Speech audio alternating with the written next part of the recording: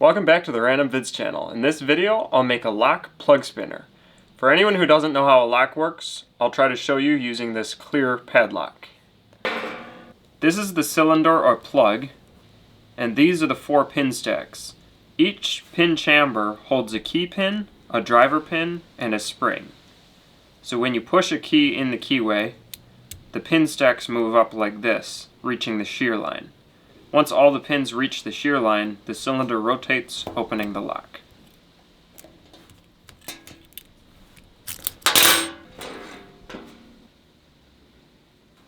So what I'm going to make is a simple device that allows you to spin this plug past the pins without the pins dropping into the hole in the cylinder. Now that's handy for if you're picking the lock and you accidentally pick it the wrong direction. Then instead of repicking the lock, you can just spin it to the other side.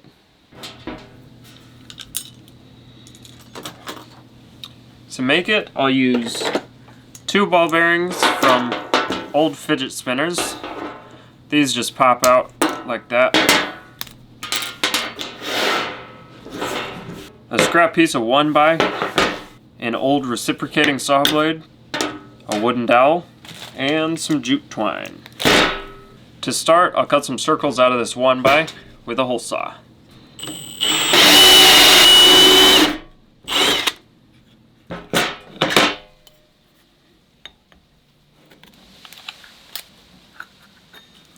Okay, there's one. Now I'll make another one. Now I have 2 of those. Now I'll make a smaller one.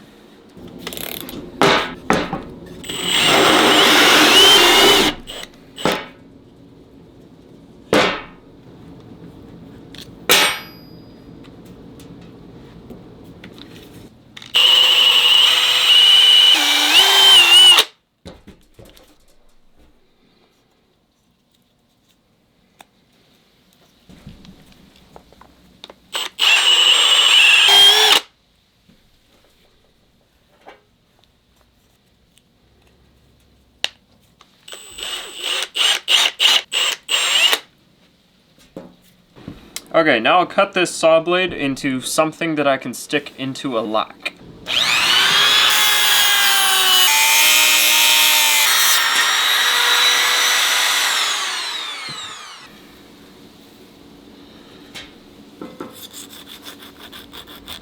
Okay, so now this fits inside here.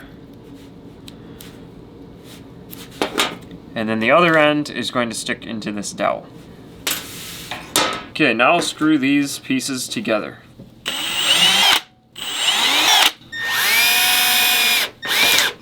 Okay, that was a fail. I just broke my piece. I'll just glue them together instead of using screws.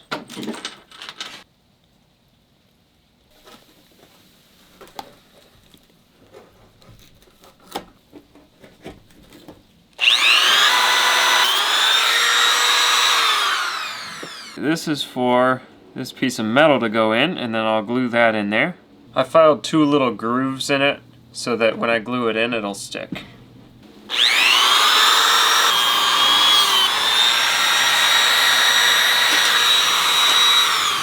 Now I can put everything together.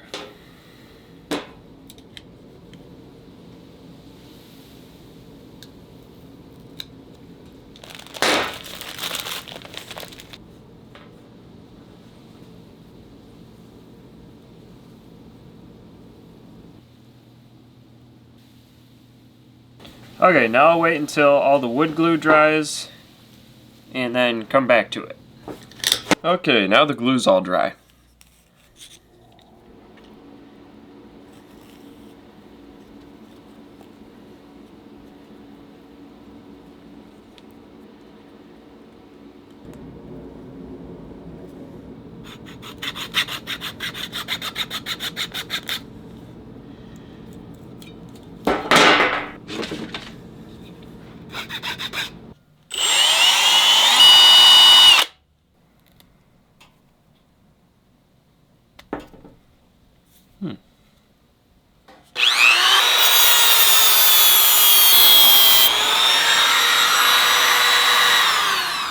So I cut a little tiny groove in the nail, and now I'll just squish it with the pliers.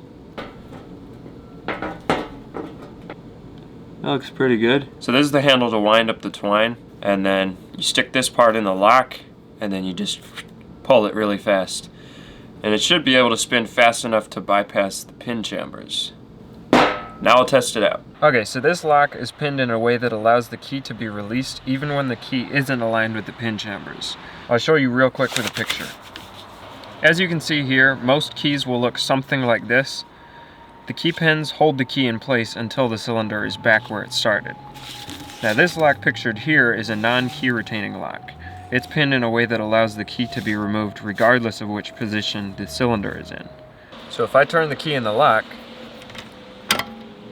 I can pull it out, even though it's not aligned at all. And so right now it looks like it's locked, but I can turn it with a flathead screwdriver.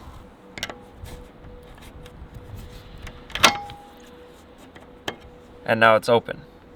So it's not actually locked unless the pins are set. Okay, so now it's on this side. As you can see, it can't do anything. So I'm going to use the plug spinner to spin it past the pins. So first I'll wind it up. Okay, that's wound up pretty good. So now I'll put this in the lock, and then I'll hold this part and pull the twine. So now I can turn it with a screwdriver and unlock it. Okay, it works. Okay, so this snapped. So I just need a stronger twine or string, but it was able to flip it past the pins, no problem. Okay, now I'll attach beading wire. Okay, back out here with the beading wire. Okay, stick that in the lock. Now I'll hold on to this part and pull the handle fast. Go. Take this part out, and look at that. So now it's open. Okay, so it's a little bit ugly, but it actually works. Anyway, if you enjoyed watching this video, hit the like button. Subscribe if you haven't already, and I'll see you next time.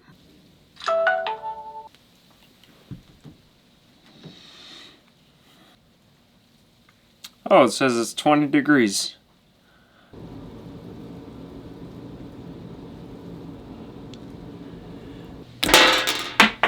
Okay, there goes that.